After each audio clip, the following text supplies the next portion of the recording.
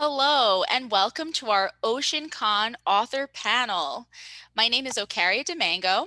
I'm the Adult Program Coordinator. We're so excited that our third annual OceanCon that we were able to bring you all a full week of virtual programs and still have an innovative author panel for you tonight. Tomorrow, we're going to cap off our OceanCon week with author and illustrator Jerry Craft. So please join us for our last program of the week. Before we begin, I would like to go over some housekeeping. This meeting is being recorded, so please keep your mics muted and your cameras off so only the presenters are on. Please write your questions in the chat and we will get to them later. I now would love to introduce our awesome adult services librarian who made this night possible and organized this fantastic panel, Brianna Moore. Take it away. Area.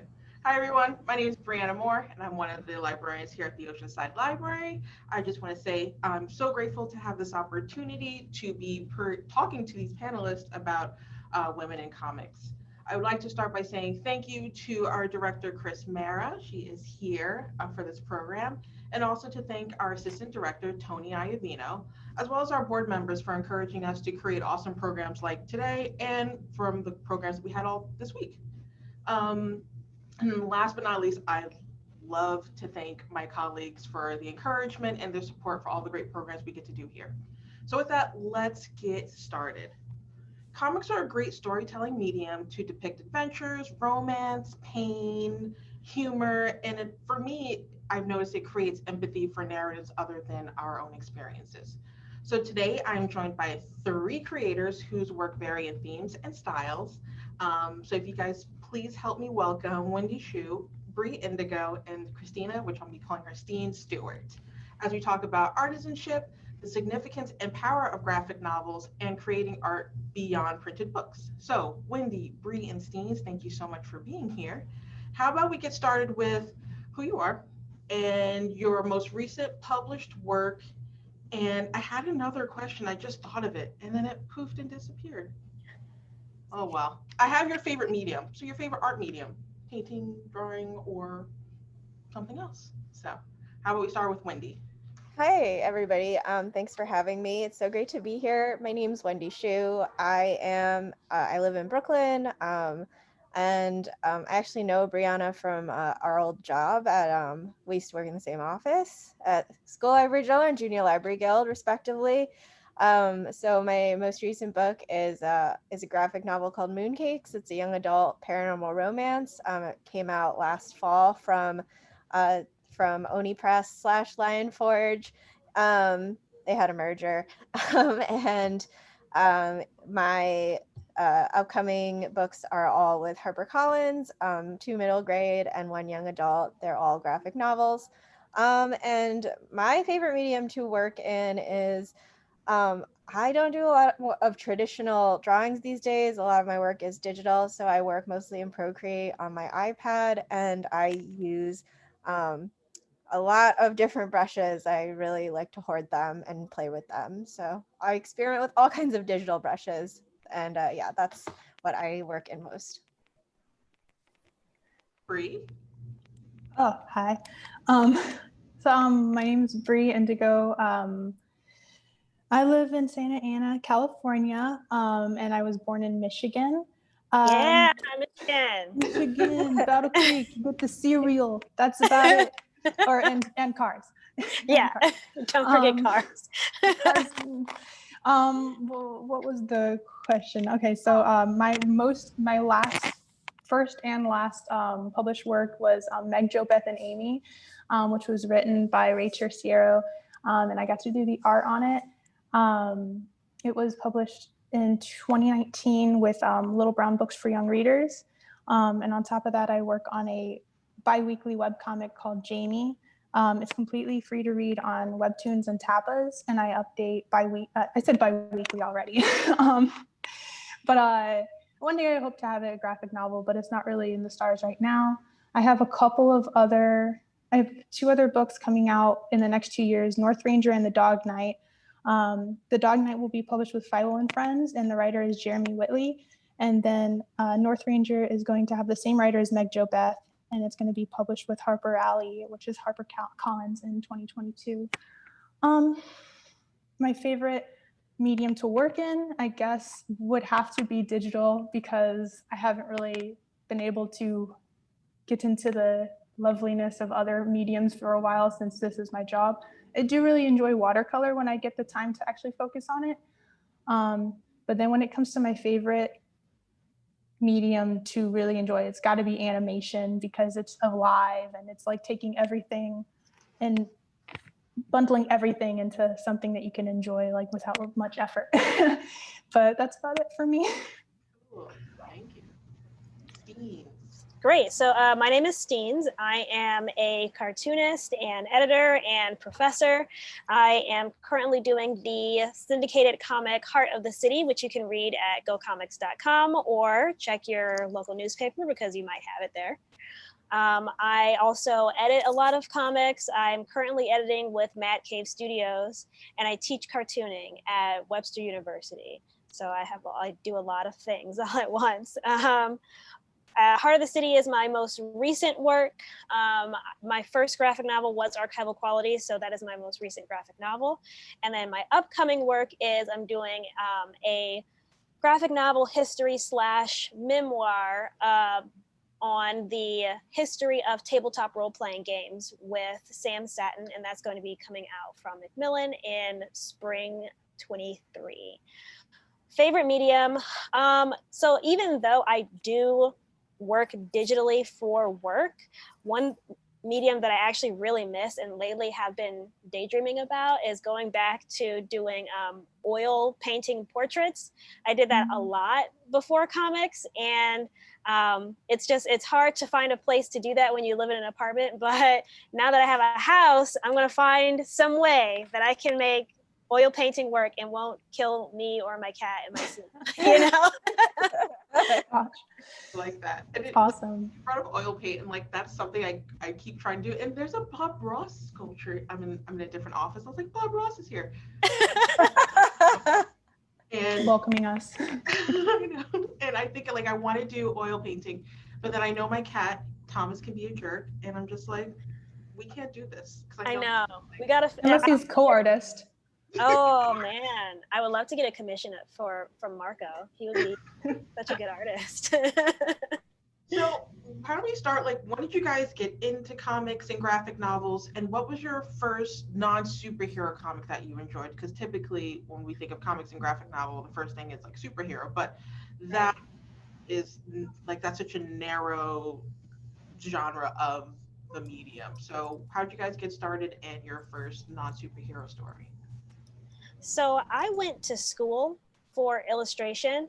I did drop out because I don't like school. But mostly it was too expensive. I was like, why am I paying for this?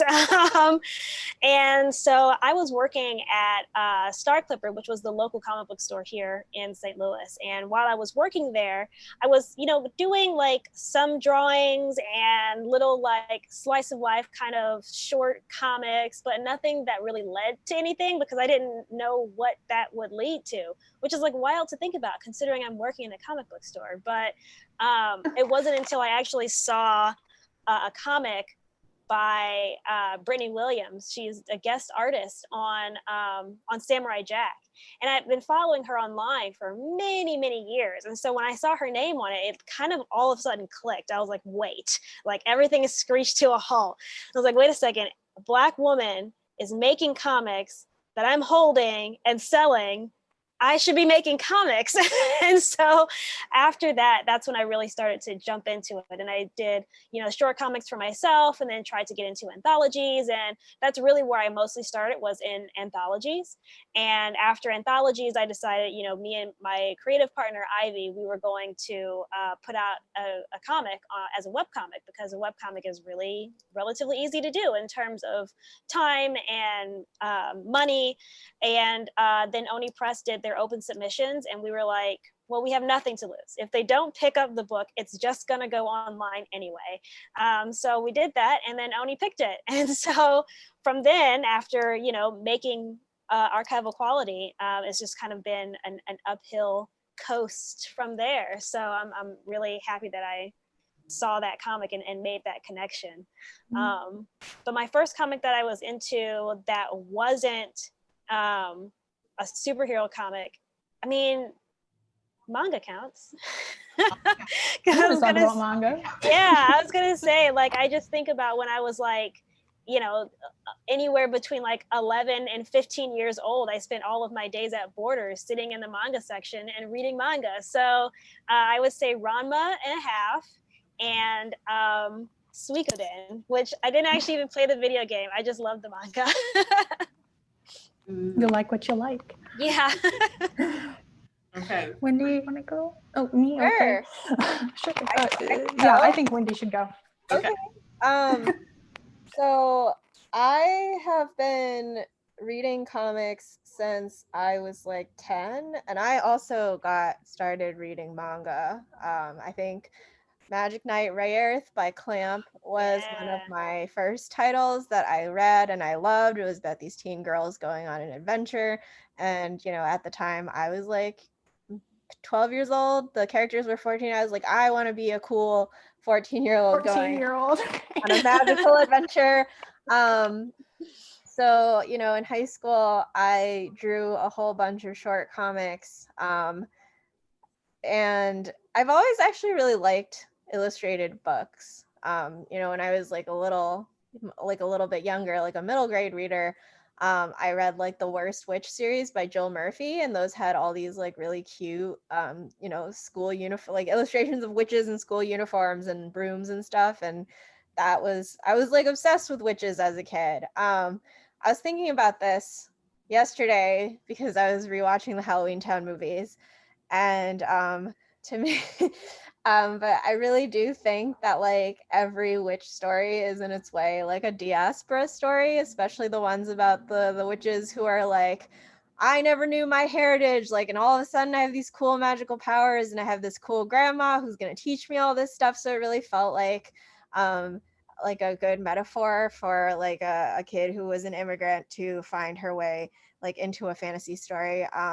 So I did some, you know, more like slice of life drama type realistic stuff when I was in college.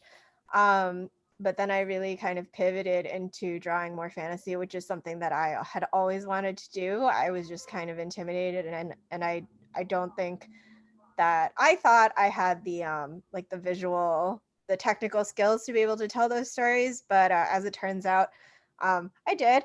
And you know, you never know unless you try, right? So I actually also entered into the Oni Press open call thing in I think like 2014.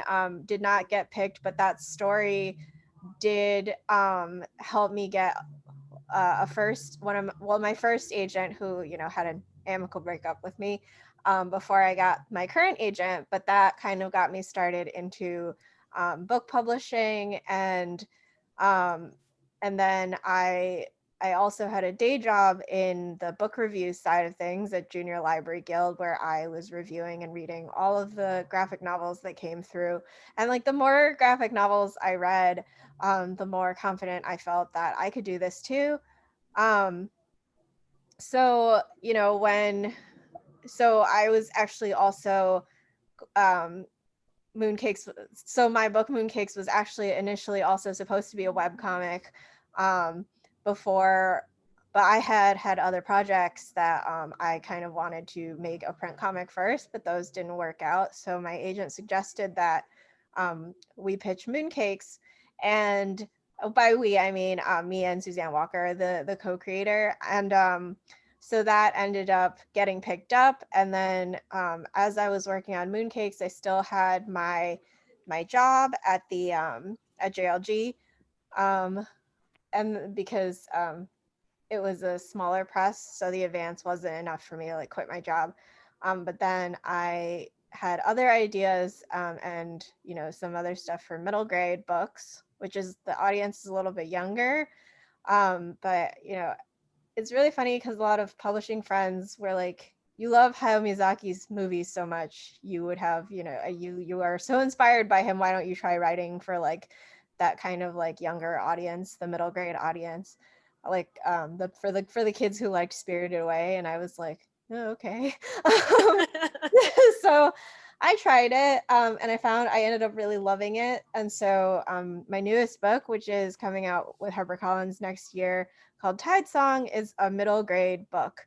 And it's been a really great few years. I was able to leave my day job and do this full time, which is like, the dream, right? Like, just living the dream, and figuring out my work process along the way.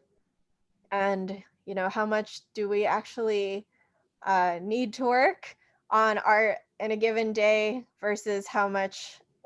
I don't know. I feel like the 8-hour workday that like capitalism told us that we had to have is kind of a scam. Because Yes. Oh, definitely. when you're doing Everything I don't want to get too political. right, because like when we're doing like artwork, it's the process is a little bit different than when you have to be at a desk for 8 hours a day. It's like the work day is kind of built around a different type of person, like a unified version of human, as opposed to like the many different types of people that work in different environments. It's not really considered for artists. So like, I feel you. Like with roommates, they would always judge me. They're just like, what does she do all day? What is she doing? She's gonna leave the house. And I'm like, I just pulled 15-hour workday. Okay. Like, Yeah, because that's what felt right, because then I'm gonna take the next 3 days off. Like, right. So it's been a whole process. yeah. But yeah, I'm curious, Bree, like tell us about your influences and like your work day. And your journey, because Yeah, I your feel like mine and our Wendy's are so similar, you know? Well, I definitely got into comics a lot later, because I don't know what it was about my childhood, but I feel like I was turned off mentally a lot longer than some people. Like I was just coasting for a while. So the first time I picked up a manga was a Shonen Jump. I was like 6, didn't even know what it was. And it completely like hit me in the head. And I was like, oh, I love this. I'm gonna put it down now and go do other things. And then, I didn't take art seriously again until I was about 12. Can you guys hear me? Am I too loud or too soft? No, you're good. You're good. Okay. So I didn't pick up comics again much until I was 12. And it was because like I was born in Michigan, moved to North Carolina, back to Michigan, and then met friends who were totally different. They gave me a real rundown of manga and like let me borrow like Fruits Basket, Naruto, and all that stuff. So like I'm just like this fresh baby, like I don't get it. And like I just didn't understand even then that this was something that an actual human makes into something. Because art was never like, everyone always encouraged me to draw. Like I guess people did see promise in me, and I was very lucky to have people like that. But I think I was the last person to realize I could actually do this for a job. When I went into high school, I just started to do commissions at like 15. Like whoever would pay for a drawing, I gave it to them. And then that turned into me just saying, I have all these characters of my own, I want to draw them. I talked about making a comic for a long time, but then I didn't really know how to do it. Didn't really think it was a real thing I could do until I just did it. But it wasn't until I was like graduating college. So like I'm very slow. Blah, blah, blah. I started Jamie, and then it picked up. Didn't expect that either. And so I just kind of stuck with it. At first it was out of obligation, but it was also kind of like, people actually enjoy this, so I'll just do it. But now it's like part of me, my identity. It's a passion project. It'll probably never be finished, or I'll probably be 50 when it's done, but whatevs. Either way, the success of it on Tapas at the time got their attention, I guess, and they offered me the opportunity to be the illustrator for the book Meg, Joe, Beth, and Amy. I had never done that before either, but I said, look, why not? Like, you want to be an artist. And before then, when I first moved to California, I tried to apply for the Nickelodeon Artists Program, because I just assumed, like, I really like cartoons. If I'm going to be an artist, then it should be in cartoons. I got really close. I got semifinalist. So that was definitely a pat myself on the back there, but it didn't happen. I got really bummed out, but I was making a comic and not realizing, go this direction, like, just do it. when it picked up and I got that opportunity with Meg Jo, then I realized finally, like, oh, am I a professional artist now? Like, is this actually my job? Like, can I finally say I am an artist and this isn't just my day job, my like side thing or anything? And then basically everything that took like 25 years to click in my head just is finally like taking off, and I'm actually able to do what I've always wanted to do without even realizing this is the perfect job for me. So long story short. Oh, that's awesome. Um, that's a big deal because you guys are all artists doing it full time. I have a sister who's doing her art full time. It's so important to understand when people have a work of art, like the process to get there isn't always like straight and direct, and it takes Not a at lot all. to get there. Um, and being that the process, takes some time. What do you guys get out of creating your art, especially um, as a graphic novel or someone who does a comic book art? So what do you guys get out of it rather than just like illustration painting, like this one piece of work, if you know what I'm saying? Yeah. I think it depends on what it is. Like if I'm doing, like portraiture, that sort of thing, I get excited about being able to nail down someone's likeness. That's like, if I can do that, I feel like I am a god. I just like the ability to draw somebody just by looking at them it still blows my mind, even though I can do it, Yeah. So I just really like being able to do that and feel good about it. But when it comes to comics, I want to tell jokes. Like, because I don't want to tell stories, like long stories, because that would involve like writing and thinking. That part. No, Yeah, don't that like part it. sucks, and I don't like to do things that are hard. But no, I like to make people laugh, and I like to make jokes. And so I found that being able to do that with illustrations and drawing facial features and body language and doing stories that are relatable, those kinds of things make people laugh. Like I did a comic about how my husband got the wrong kind of toothpaste, and he had to like prep me ahead of time before I got surprised in the bathroom, like, wait a second, this isn't right. And it was Don't just like, change. I know, I don't, especially my toothpaste. And like, just the idea that there's this whole like drama going on in my head about this toothpaste, and should I get rid of it? It's completely new. It'd be a waste to throw it away. And just like that This is such an adult problem. it's also like a first world problem as hell, Right. like to be like that picky about cleaning products. But that sort of thing, like I find hilarious, and I want other people to like laugh about it with me. So that's why I feel like doing syndicated comics works so well for me versus like being like an auteur and writing my own stories that are like much longer. Because I do like short arcs and just like joke because it's just, I don't know, it's fun, and I like funny.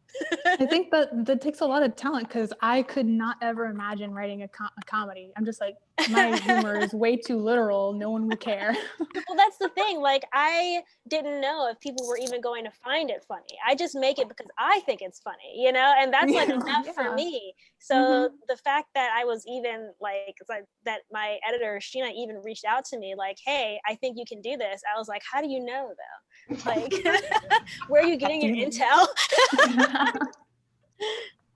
That's awesome. Wendy?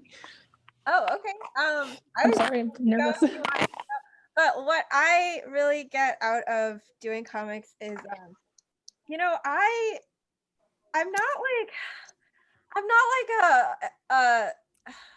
a hippie, like, oh, this pandemic made me think about life. But I think if you come out of it having not thought, then maybe you wasted that time. Like, you gotta do some thinking.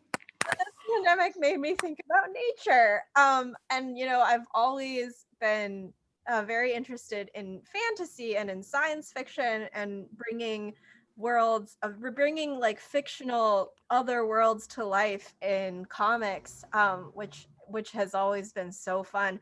But I have drawn so much inspiration in those comics and in the more recent stuff that I'm starting to do from just looking at the natural world. And like for the dragons in my middle grade book, I looked through tons and tons of different ocean animals, the way they swim, the way their body parts fit together, and I kind of Frankensteined a bunch of ocean animals together to make these dragons, but also like looking at the way other people have drawn Asian style dragons. But in in in recent months, I got to interview a very cool mycologist named Merlin Sheldrake, who wrote one of my favorite nonfiction books this year called Entangled Life, and it was about fungi. And reading his book made me really kind of like visualize. I was like, wow, I've never visualized the natural world like this. It's almost there, like, why isn't anyone making a comic? So I was like, I will make the comic. So I pitched this interview to Catapult, and who I've worked with before, to make kind of like weird genre crossing, like literary things. Like I love all the stuff on their site, but I was like, can I, how would you feel if I interviewed this mycologist and like talked about all the different ways that scientists use metaphors and imagination. And the more I read about science, not just Entangled Life, I've recently read Braiding Sweetgrass, and I'm reading Gathering Moss by Robin Wall Kimmerer, who is a Potawatomi bryologist and biologist, and the way she describes mosses and tiny ecosystems is just so fascinating. And I'm just like, I really want to like, comics are such a great accessible way to explain science to people who might not have felt welcomed by science. I certainly didn't feel welcome in my science classes, where you have to write like a boring ass lab report with all these measurements, and there was too many numbers involved, and I can't do math. But Yeah. I love that because so much of what I learned in my classes was based on that the sciences were not a welcome place for someone like me who just really was a visual person. But that's wrong. Mhm. And in reading prose books like the ones I mentioned, I thought, and in reading a lot of science comics for work too at JLG, there's just so much unexplored area for like beautiful things about the natural world, the way ways to celebrate the natural world. And I really love kind of visualizing and drawing those tiny things that we can't see with our naked eye. I think I've always loved tiny things. Like I loved dollhouses when I was a kid. So this is a kind of an extension of, I love tiny like living things now, instead of like tiny little models of things. So yeah, it's a real treat to be able to use your imagination to bring all kinds of worlds to life, fictional and nonfiction. And that's what I love most about drawing and making comics. It was also like hilarious to see your progression with that. Like you sent out a tweet that was like, you guys, there's like ecosystems within moss, and the next tweet was like, how come there isn't a movie about this, Miyazaki? And then the next tweet was, so I got a microscope. Well, it was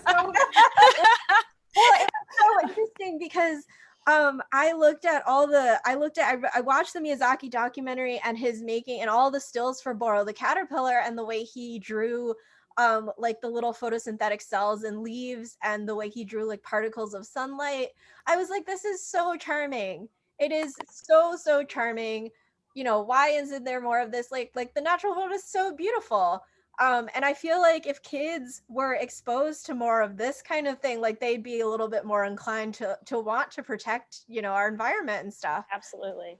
I mean, to be honest, my favorite movie is Osmosis Jones, because it personified like the body and actually helped. Like I had a bedwetting problem when I was a child, and my mother helped me through that trauma by saying, we're gonna take you to the hospital. They're gonna help you this and that. And basically, Osmosis Jones is gonna be holding your bladder at night, so you don't have to worry about that. And I just was like, cool. So So I think that like your vision, like your goals, like I love it. I just love your vision. Yeah. But tell us, what do you love? Basically, so what do I get out of comics? Yeah. It was like drawing has literally always been my like go-to. Like I was always the kid that instead of playing outside, I'll just be inside and drawing and just drawing and drawing and drawing and drawing. And what do they do? When do they eat? I'm like Alexander Hamilton, but with drawing when I was a child, like always doing it. And so, I mean, only as an adult now am I realizing it was kind of an escape. Because like I didn't really have time or money or any other kind of resources from my family to be able to do anything other than just take computer paper and leftover pencils and draw. So now it has kind of become like even further like my way of coping and understanding my own emotions. I don't do personal comics because I still feel like I'm still too young. I don't know how these thoughts and events have really developed in my mind yet. But like with my comic Jamie, like each of my characters are kind of an extension of me, the parts of me that are singular, I guess. And it's kind of healing for me to have them interacting with one another in a way that kind of finds answers that I might not have been able to find on my own. And then on top of that, because it's kind of so personal, I do hope that when people are reading it, they maybe are able to put thoughts together that they might not have had words for before. And then on top of like that personal, like human aspect, I do like, I agree with you, Wendy, where it's just like, it's an opportunity to also ask like why and where, and, you know, to ask these bigger questions. Some stories I would like to tell, like I have this sci-fi adventure in my mind, don't we all? But I kind of want it to be less actiony, like the bad guy dies, the good guy, this and that. And I want it to have like a lot more emotional elements. Like it probably will be pretty boring to some people, but I want to ask like human questions, and then questions about like, and then maybe introduce the reader to like what ifs on other planets. Like what would life be like if intelligent life developed from a hummingbird? What would language be different? How would they change their world? Like how would it be structured? Like buildings would be taller or thinner, like their music would be different and stuff like that. And then instead of just being like what if, like how can we now as the human character relate to that and perceive that? And it's just like, I don't know, I guess It's such a great, it helps me develop human feelings and think outside of my own experience, I guess. So I think that's great. I mean, that's one of the reasons why comics are so great when it comes to understanding others. You know, from learning about other people's cultures to learning about how people interact with each other. You know, like just from when I was saying how one of my favorite things is to show, you know, different kinds of body language and how that's a part of storytelling. You know, there are some people who don't pick up on that body language, and you can get that from comics, you know? So I think it's totally realistic and honorable to want to make comics for understanding. Yeah, of course. Thank you. Also, you know, there's also, we all see, like, I'm still thinking about like science stuff, but we all see those really boring diagrams in our science books, you know, where reducing the living world to like a bunch of like spheres connected by, you know, lines for like when you're learning about chemistry. But comics are such a great way to see all of those things in motion, in a way that would not be in a way that I think is a little bit more accessible than just reading the description of it and then looking at a diagram in a textbook. Yeah, absolutely. I mean, just as words are considered literature, comics are literature, but it's just visual literacy, you know? We should be able to read those images in order to create a story or to get that understanding.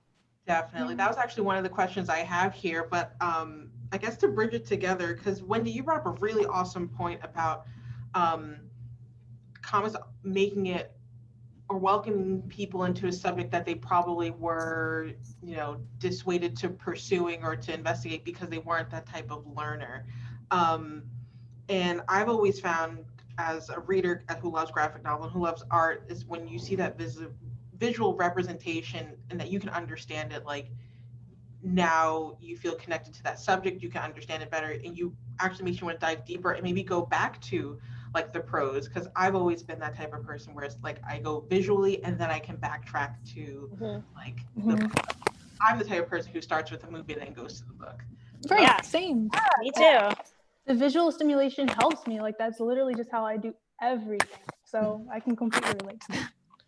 And one of the things I guess is how you guys kind of touched on it a little bit here and there, but how has making art helped you investigate these larger themes? So when you started with like, now you're kind of looking into like science and like microorganisms, and what, I guess my question is,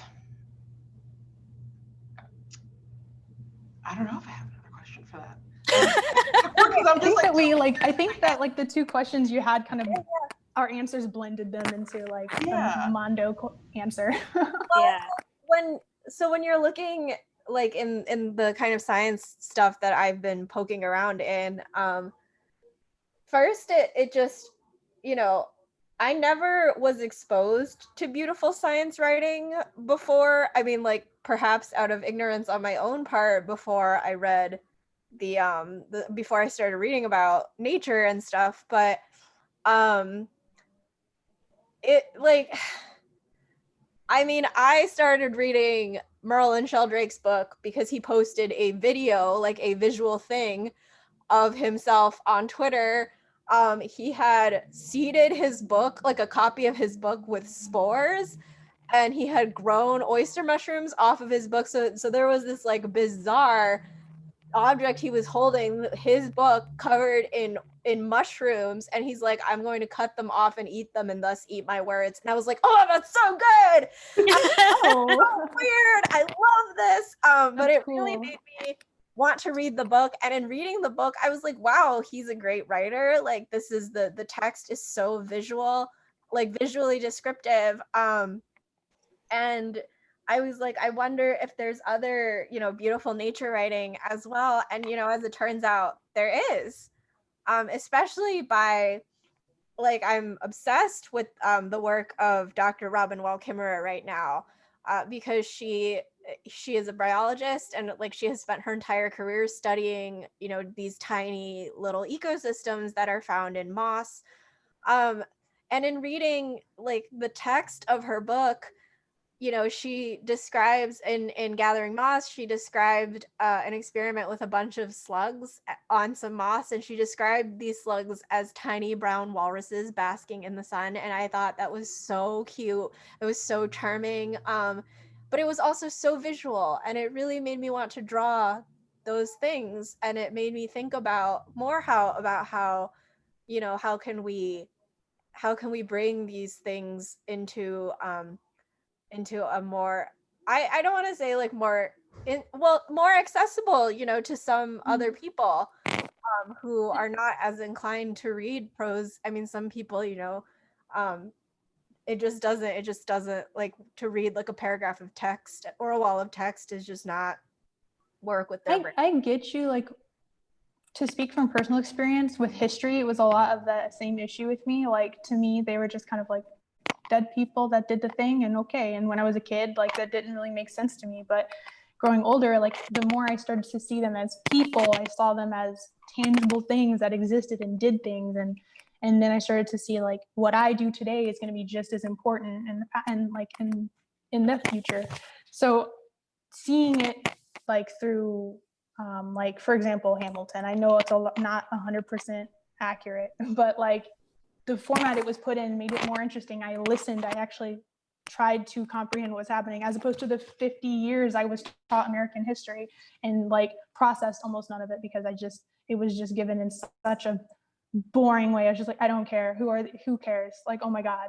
And so like being presented something as dense as like biology could be so similar to like what you're saying is just you give a book of just text to someone who has a creative brain, and they're just this is not gonna do nothing for them. You could explain the answer to the universe on it, and it'd just be like, all right, cool. Like I'm not even able to get through this. But if you do something more inclusive and like creative with it. Like they want to, like you said, take that step back and maybe comprehend it a little more actively. So I think that's really cool. Yeah, your idea of talking about, you know, these are just dead people that are no longer living, whatever, you know, that is 100% how I saw history as well, especially being a Black American. Like the only history I have is negative.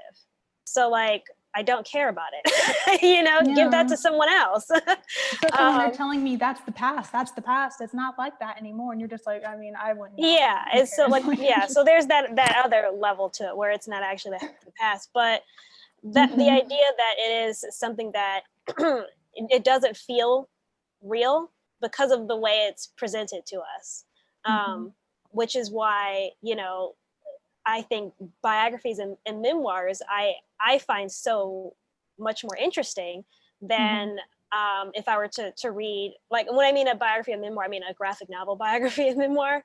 I find that far more interesting than if I were to read a prose biography. Because if I even tried to read a prose biography, I would like open it up and immediately close it. You know, like it's not appealing to me. But when you read it as a graphic novel, these people feel more dimensional. They feel three-dimensional, and that's one of the best parts of comics, is being able to dive a lot deeper into anything, whether it's science and moss or people. And we've been doing that for a long time, and it isn't just graphic novels that's been doing that. We've been doing that since zines. You know, you can get a zine that focuses on one very particular piece very particular thing. Yeah, that's, I mean, that's one of the best parts.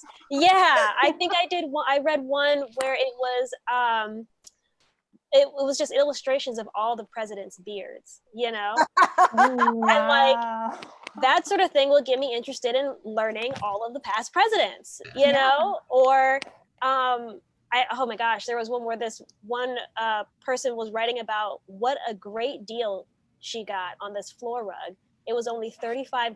And in my head, I'm like, $35 for a floor rug? This is incredible. And like, like, I'm pretty sure like it was just like a small moment for her, but it became something so much bigger because I related to it, and then other people relate to it, and then other people relate to it, and it feels like we're all more well-rounded and layered people just from knowing that we all agree that a $35 floor rug is a deal. It makes me think about the daily comics that we do every once in a while. Like you could just go on social media and explain what you did all day, and ain't nobody gonna care. They're just gonna be like, cool, all right, I'll believe it when I see it. But you draw a little 2-panel comic, I'll believe you. I'm like, oh my God, it's did it happen so just much like more that? interesting now. It's so much more interesting. I like was stupid and was ironing on the floor, and I had a towel down, so I should have been fine, but I wasn't paying attention, and I accidentally ironed our carpet.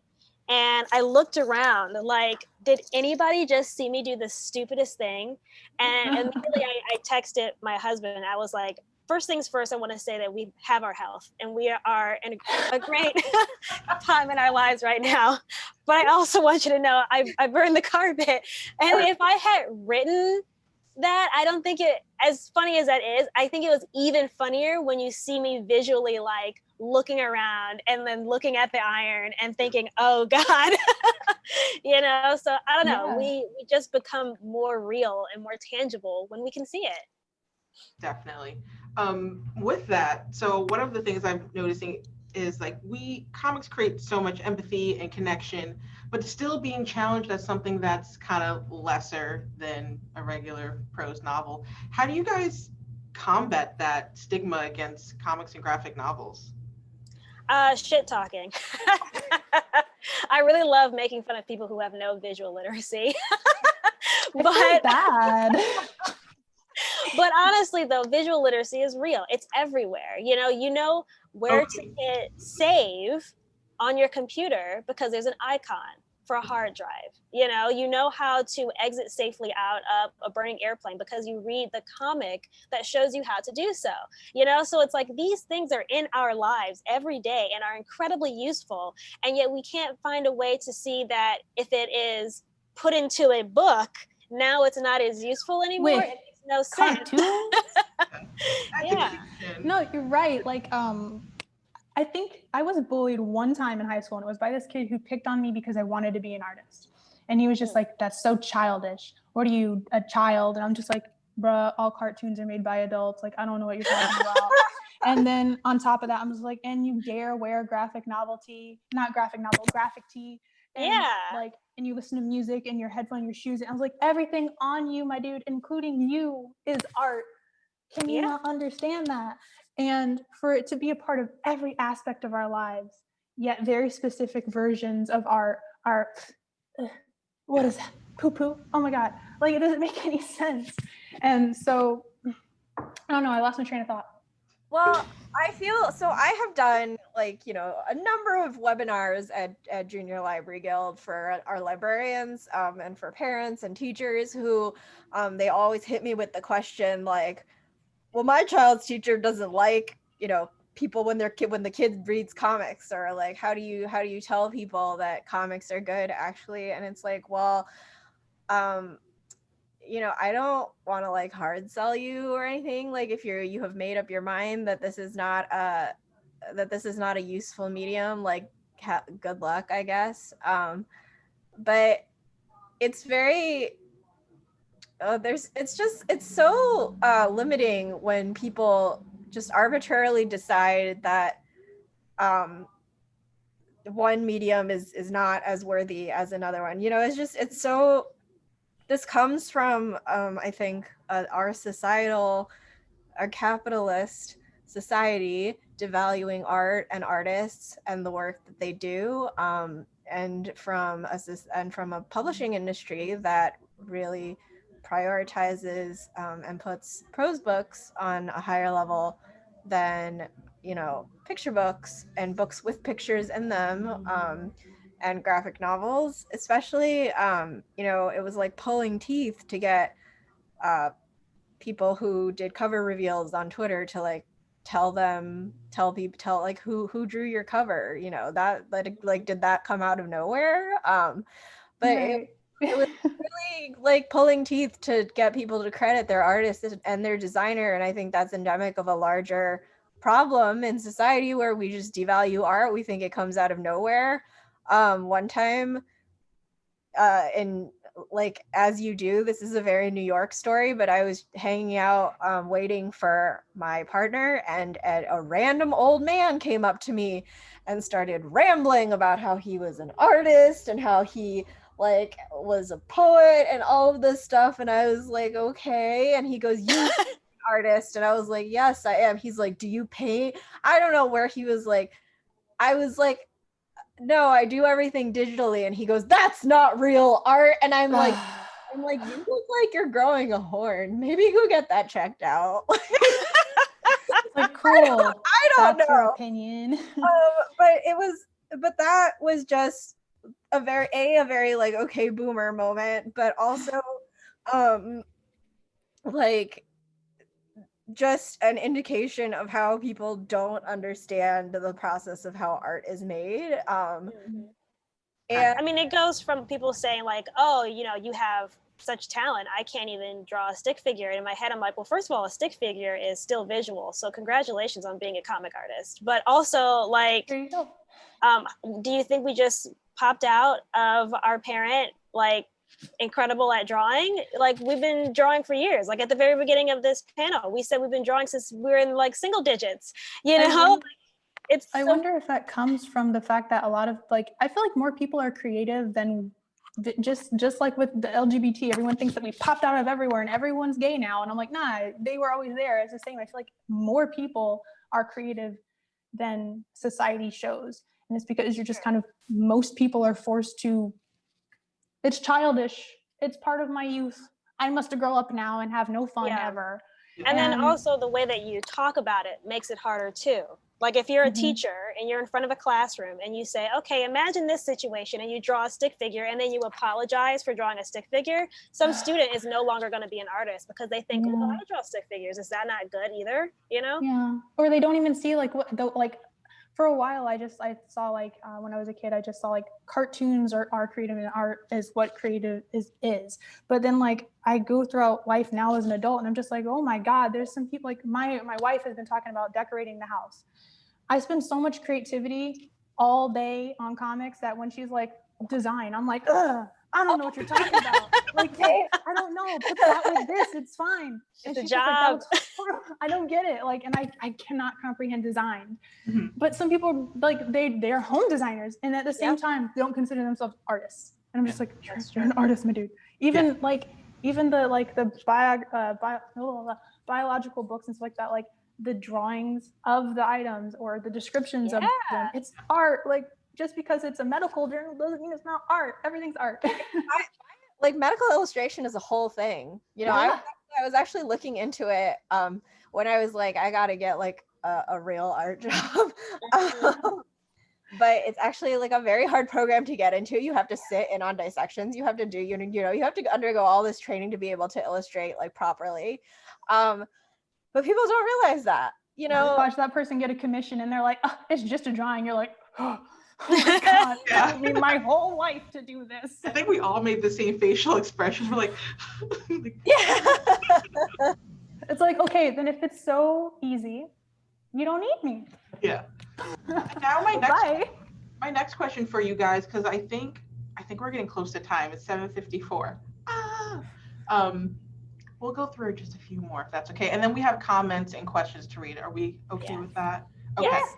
Because we're talking about like public, like, you know, printed books and, you know, not be taken seriously. But how do you guys feel about mainstream publishing? Because maybe it's different as the librarian I'm looking at. I'm starting to see more and more comics coming in, and of course they're always trying to like market it to teens, middle grade, children's, and even adults. But I feel like it's starting to be a little more. But do you think publishers are taking enough risk when it comes to considering more graphic novels? No, No. not at On all. my document, I just wrote no. No. Absolutely not. I Ugh. I'm sure they're doing more, there's but on the pie chart, it's still, you know. I really think that publishers need to be a little more adventurous when considering art styles. There are a lot of art styles that are still considered niche by Western publishing, aka like manga influenced art style, black and white, anything. They're all very hesitant to take a risk, but I wonder why, when you know, the publishing of mainstream comics is so new, like why can't we just take a few more risks? Like what have, like, you're trying some, Profit. you know, yeah, exactly. But you know, you are trying all of these things anyway, so if you're gonna throw spaghetti at the wall, why don't you throw like some bolognese and some, Yeah. some I other- feel like it's definitely a problem with most media, say like music, movies, TV. It takes that one person who has a big voice to change for everyone to follow suit because they're like, oh, it is profitable. No one is, I mean, even everything in our society is based on like, I don't want to be the person to make that risk. I don't want it to be on me. And so like you get more monotonous music, TV, everything is from one perspective. And so even though there is different stuff out there today, it's like it might not be boosted as much as it could be. Like, you know, I know certain like stories outside of what we see everywhere does well. It's like it's at a small scale, but like, can you imagine how that would grow? But no one wants to put their money into it unless it's like a fad. Well, And then they only do. I think that, I mean, that comes from hiring practices, to be perfectly honest. Like, Okay. if you take a look at the people that are working in mainstream publishing right now, they have been on a track. You know, you go in as an editorial assistant, you pay your dues and get paid absolutely nothing to get people's coffee. So And then you book. sorry. I was saying, like, I just feel like a lot of times the people that are just now jumping in to graphic novels aren't people who have been reading graphic novels, you know? And if they have been reading them, they're only reading the ones that are popular. They're not branching out themselves, you know? You have to think about when you are in publishing, you have an editorial group and they do the acquisitions. And if your editorial group is full of people that don't really read comics, you're not going to get any new comics. You're just going to get the stuff that you've already seen. So I think it's really important for publishers, if they really want to help the graphic novel industry grow, they need to start looking at these smaller publishers and at these creators and reaching out to them and having them be a part of their publishers so that they have that information. Because for some reason, a lot of publishers don't want to learn and they don't want to grow because that involves reaching outside of the circle that they already have, which is pretty It's big. too hard Publishing to do anything. publishing is really big, but it's also not very hard to find graphic novelists because it is so niche. It's you know exactly where to go to find them. They're all there, you know? I mean, it's like the issue when people are like, for moments, they're just like, I'm looking for a so-and-so artist on blah, blah, blah, just on Twitter. And I'm like, bro, just search it. Like, why do we all have to repost our stuff every time you ask? You can do some effort. It's like, it's easier for artists to get noticed, but it's also easier for you to notice artists. Like, I just think like when it comes to larger publishers, the focus needs to be on inside the publisher first, and that's true. making sure that those are the right people to make those right decisions. I also think that Steen's going from what you were saying when I was like, oh, and then I was like, oh, the hiring practices, they, because you are paid so little to start off in publishing, you know, the people who can afford to go into the field are usually those who are kind of upper middle class, who have the means, safety net, and means to try this, and that means that that the majority of, you know, publishing people come from the same come from a similar socioeconomic background, and as we've all seen in the diversity surveys, is incredibly white. And I feel like when you know, there's just not enough there's also just not enough publishers who look at art, who really take the time to look at the art. Yeah. And it's been to a point, it's just what can be cranked out. Like I still feel like if you want to get the rawest art, it's not going to be from a publisher, and like probably not going to, like, that maybe can change. Like I'd like to see them take a chance, like we've been talking about, but what's most profitable is what the readers are more familiar with. So it's like you have to get the readers to take a chance, you got to get the publishers to take a chance, you got to get people who create comics to take a chance on themselves to do something outside of what will sell. I think people do take chances, though. It's just the right people need to take the chances. I wasn't saying that no one takes a chance. I'm just saying that's why. I mean, like, I'm just thinking about like readers in particular, like with Ngozi and Check Please, like highest amount ever made on Kickstarter, and it was a webcomic about hockey players, you know. And so, like, if you are, you know, like us, and your background started with manga, you know, oh, this is a sports manga, like of course it's good, you know. But like, why is it that they see it successful when it makes the money, but they don't see it successful by counting how many people are actually reading it? You know, it didn't make that money because it's just out of nowhere great. It made that money because she had a reader base. So where did that reader base come from? They're already there. You just have to like prove to someone that the money is there for the taking. I also find that when it comes to comics specifically, the making of the art is actually almost as important as like the finished product of the art itself. You know, there's some people who there's some artists who do beautiful traditional media who take more time on their work and find themselves having a hard time with the demands of deadlines in the you have to put out one book a year. And I'm like, but why? Like, why can't people be paid a fair wage to do art the way they want to do art and make something really beautiful that, you know, that speaks to a lot of people? And it's not that the work doesn't speak to people, it's just that they don't do it fast enough for the satisfaction of like the assembly line. And I think that's kind of ethically wrong. I hope that's something that changes, because I mean, this is kind of, that being brought up is kind of new. And so hopefully, like with us being more connected as a community, we can have a stronger voice and say like, this is what we want. Like, if it doesn't change, then you're going to not have, you're going to start losing profits, because you're going to be like making a bad name. Like, I don't know if that makes sense. Like, you're turning the water sour. Why is anyone going to want to be involved, especially if the culture of like artists having self-respect and understanding that we are human and we work differently keeps growing. I don't know if y'all are on the same page as me. I understand what you're saying.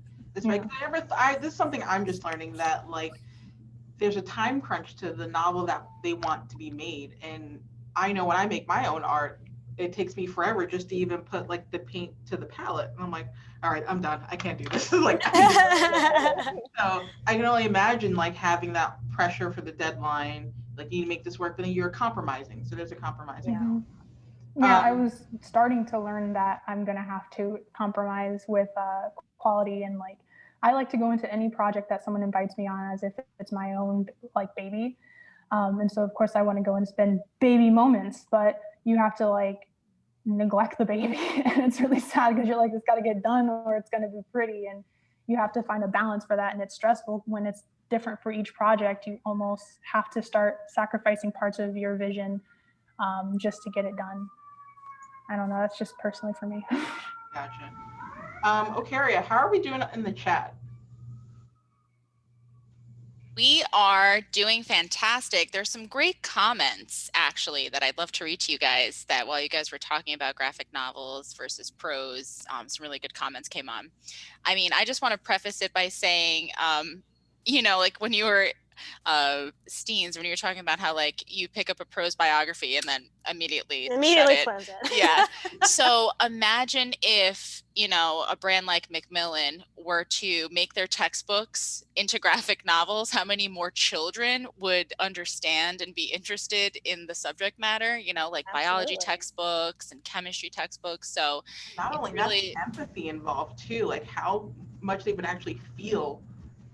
Accurate. I mean, there's a reason why Schoolhouse Rock works. That's yes. multiplication. The only reason I know the preamble, you know, it's clear that it about works. The House and the Senate and how a bill became a law. Everything. Absolutely everything in it. I just don't get it how like we go from like children's books being okay, and then now everyone must read adult books. I'm just like, why can't we do the transition? Why do you see one as an age group? It's reading. If you're reading, you're reading.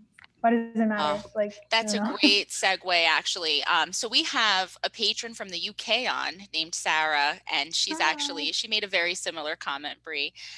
So she started by saying, first, you know, when you guys were just talking about different authors that you like or different graphic novels that you've read that, you know, spoke about these subject matters, she said, the Bowie's graphic memoir, The Best We Could Do, is a good example of using a graphic novel to explore subject matter. Her book depicts the journey from war-torn Vietnam from a family's perspective. So that's a great recommendation. T-Boy is like incredible. Nice. So good. Thank you for correcting my pronunciation on that too. I may write some other ones as we go. Then she said, Wendy, The Hidden Life of Trees by Peter Wolleben. Yeah, great book about fungi. Definitely been recommended to me. Definitely on my list. Oh, that's awesome. I'm going to have to write all these down. And then she said, and Marjane Satrapi's Persepolis, that I have read, and that is a phenomenal graphic novel. That was actually my first introduction into graphic novels, right? Yeah. She said, this is really interesting to listen to. It seems that comics and graphic novels are more valued in the States in comparison to the UK, where it's still being considered a niche market, which, you know, it's all relative, because you guys were just saying, you know, you guys were talking about from your perspective too, that it's not really validated yet. There are only a few who are popular in the UK, with them being catered towards a younger and educational demographic by bigger publishers, and yet children's picture books are not seen or treated in the same way as graphic novels. Well, it's a little different. It's weird. It's a little different. Children's books are more illustrations with words. Graphic novels are sequential art. Yeah. So there's not like a very, I mean, they're similar in that it's art, but the way that it's given to a reader is completely different. You know, it's more of an accompaniment. The art is accompaniment to the writing, where with graphic novels, they must go together. That's a really good point. Really good point. Yeah. I think that ultimately I just was thinking that, never mind. No, it's going to go on a tangent. I was just going to go on a tangent at this point where it's just like, it's just weird that there's just like an age, and everyone's different age is different, where they just go, okay, can't enjoy pictures anymore. Like, can't enjoy something that's not hard reality. It kind of I goes think that's into how, because of the lack of knowledge. People see graphic novels and immediately they think, oh, like a picture book? Like you're reading pictures? And it's like, no, it's completely different. Or, oh, you're reading comics, and that too is different than graphic novels. Which is weird, no, though. they're not. They're not different. They're the same thing. It's all about terminology. A graphic novel is a collection, like a collected thing of comics. So it's all comics, Yeah. Graphic novel is just a word for a collection of comics. I think graphic novel is a pretentious marketing term. It is.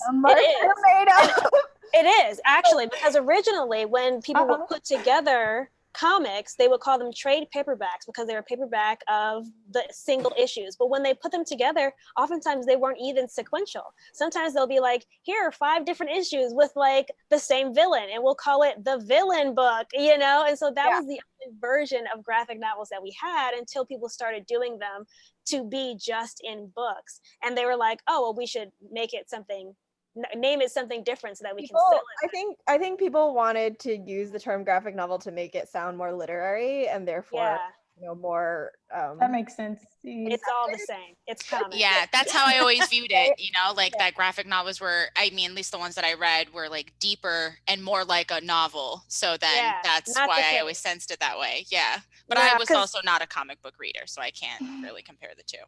Right. And I wasn't really either until I started, you know, working at the comic book store, to be honest. But like, it's interesting how so many people view graphic novels as something that is for like a high class, like literary, like this is new, this is different. And it's like, no, it's exactly the same stuff that you've been reading. It's sequential art packaged differently. That's it. Yeah. Right. I find it really interesting that people like die for superhero movies because of what they enjoyed when they were younger. But now they don't like, but now like some people are just like bougie, like, I don't know, they treat graphic novels differently. I'm just like, so you understand that there is benefit from it, even if you had to enjoy it now in a different format. Right. Connect it. Well, that also segues perfectly into our next comment. Our next patron was saying he read his first graphic novel since he read Hulk comics in the 1960s this summer, and they were terrific. We need to get more adults to try them. They aren't like the comics of our youths. You know, that it has grown tremendously, you know. I've found that, having worked in comics retail, that the best way to get somebody to read a graphic novel is not by asking them, well, what other graphic novels do you like to read? It's by asking them, what do you like? What are things that interest you? Because I can find a comic book that is based on that information and you'll enjoy it, you know? And I think once people realize that comics are a medium and not a genre, that there's so much that can go inside of comics. You know, I'm sure there are people out there that are huge comic book fans and our reading lists never overlap. That's how big comics are. That's wild. Oh, that's a really interesting point. All right, then Sarah from the UK, she had a really interesting question, and I asked her to, you know, go on into it a little bit more. She said, are there any first graphic novels in progress competitions run by publishers in the USA at all? So then I asked her to clarify that a little bit more.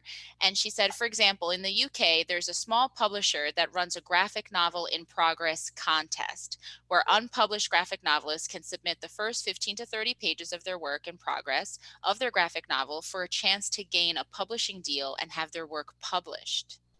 So do you guys, and this says the publisher then runs the prize, the publisher that runs the prize tends to publish some shortlisted graphic novelist books too.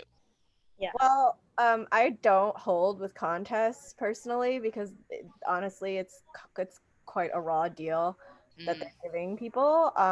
They are, you know, the boilerplate contract from a publisher is never great. So I would say that, you know, don't waste your time with a contest. Try to get an agent. If it's good enough to be picked up and published by a publisher, then it's good enough for an agent to negotiate a better package deal for you, better rates, better money, the whole thing. And and you will not be left with a mountain of regret later because the publisher sold your movie rights and now you don't see a cent of it. Like, it's very I don't want to discourage anyone from entering a contest. Like, if you really want to do that, but just make sure you check the terms and conditions very, very carefully, and make sure that they're not trying to cheap out. Right. Yeah, But today, absolutely. even there's a lot of, speaking from my experience, there's a lot more options for people starting out, especially if you just go just the direction of webcomics. It's like, if you can scan your comic and put it online, you're going to get basically free marketing. Like, people read it for free, you do it for free. You're not jumping feet first into something you don't maybe understand, and then you can guide it in the direction that you want it. Like, I've had plenty of people come to me about like getting Jamie, and I'm just like, I'm not ready for that. Also, this is my baby. I don't want no one telling me what I'm doing with it. And now the readers of my webcomic support me more than I would get per page if I got it published with anyone. So it's like, you have a lot more options today where you don't have to go the direction where you might be taken advantage of. I think also they want to find a way to make it like writing. There are a lot of writing contests like that. And I mean, Wendy and I have gone on many tirades about the difference between writing and drawing, but overall it breaks down to, it's just more time consuming, And so if you're going to be doing a contest where you have to draw as much as an artist is writing for a manuscript contest, that's too much work to be put in. It's so much work that it's not expected when you even pitch a comic. When you pitch a comic, like the standard for like a sample pages is like 15 to 30 pages. And a lot of these comics, when they say in progress, they're talking about more than 30 pages, So you really have to kind of weigh your options when it comes to doing contests or doing any kind of work that's on spec, because it's like, you may not get paid for it, and you could also possibly lose your rights to it as well. So just keep that in mind, that drawing is time consuming. And if you're going to put your time into it, make sure you are getting the money for it. I mean, look, the creators of Superman, that's a very hard life lesson, where they sold the rights to Superman for a pittance of like $200. And they didn't have the expectation that Superman would become such an icon. But because they were young and naive, they were, taken advantage of. And now, in their old age, like, no one saw a dime for they had to fight to get their rights to Superman back, and to get recognized for helping to create Superman. And that really sucks. And I think that contests are meant to tempt people who are, just don't know.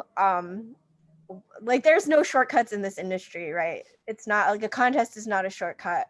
And anyone who tries to sell it to you as, you win this contest, you get a book deal. They're getting something from it, to the point. You might not be. Right. I just find it really interesting that, like, artists are told by so often, and even if not in words, just by how people treat artists, where it's like, what you do is not valued, but then we want to buy it, or we want to make money off of it. And so contests like that, I think, like, when I saw many contests growing up, I saw it as like, now I see it as they were playing off my insecurity of like, oh, well, like, this might be the only chance I get. This might be what if they really like my stuff? And so it's like, have more confidence in yourself. There are a lot more options today. Like, obviously, if that goes that way, you check out the agreements and you check out all the terms and stuff, and it's Gucci for you, then go for it. But like, you have options.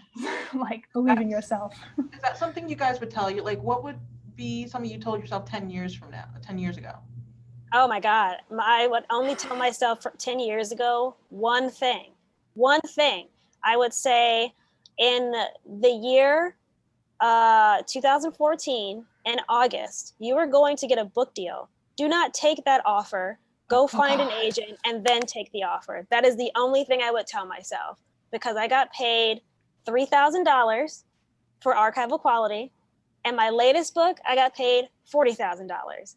The latter is appropriate. The former is stealing. So, I would, Right. yeah, that's the only thing I would say. Yeah. yeah, I would absolutely tell myself 10 years ago, the first thing you need to do is get an agent. Yes. Doesn't matter how chummy you are with editors. It doesn't matter how how many editors say they love your work online. You know, if they work for a corporation, and a corporation is going to be out to play for themselves, and you need someone to play for you. So go get an agent Need that immediately. bodyguard. I always imagine me like, yeah, get him. And then my agent's just like, so what we're gonna do? It's And you're great. just like, someone's advocating for me. Yeah. Even if you know what you're talking about, if you advocate for yourself, like it, at least from my experience, my first book, I tried to advocate for myself, and I was just like, hey, like I came into this, I did my research, and they're just like, so. But as soon as I got like my agent, like no question, they're just like, all right, we'll negotiate that. And I'm just like, it's wild, it's crazy. But another great thing about agents is that they aren't there just to negotiate your contracts. That is the best part. But one thing that they are also really good at is helping you shape your career. You know, I told my agent, who was actually the agent for Marjane Satrapi for Persepolis, I told her immediately, I don't want you to bring me projects because I feel confident enough that I can find my own projects. So I don't want that. I don't want to do any stories based on the Black struggle at all, or really any identity pieces. So let's get that straight too. And she was like, great. You know, and it's like, it's really good to have that conversation and that understanding ahead of time, because it is scary as an artist when you have people who want to push you into doing a certain thing, because that's what editors do.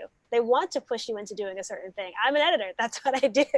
But like, I also need to know, and most people need to know, that there's a trajectory that you're going to go in your life, and you may not know what that trajectory is, but having an agent there to help you on that path is so helpful. It's like, I say, it's like agent being super helpful is like just like 5% more important than like a strong community around you. You know, like if I didn't have my like aunties of like artists friends, like, hey. Yeah, Wendy's one of my aunties. Like, honestly, speaking of that community aspect, like I felt so, what I was gonna say is like, I love how today we, with social media, like we can so easily create communities without having to leave, or you can like, my creative community is like mostly across the ocean, you know what I mean? There's no way I could ever want to or see them in person, but that having friends across the ocean and a community from all around the world is still easier for me than planning a monthly get together with local artists. And it's, you know, like it makes it so much easier. And then like that, on top of the fact that social media already gets your name out there a lot easier just by being active. I lost my train of thought. I'm sorry. No, I hope you get where I was going. Yeah. I would also be like, I would also honestly tell myself to log off once in a while. Yeah. Go look at some moss. Go look at some nature. You get really inspired. I'm on a big nature kick. This is like, I hope it's that's great. But honestly, it really helps to kind of think about the kind of work that you really want to make and how that's going to change over the years.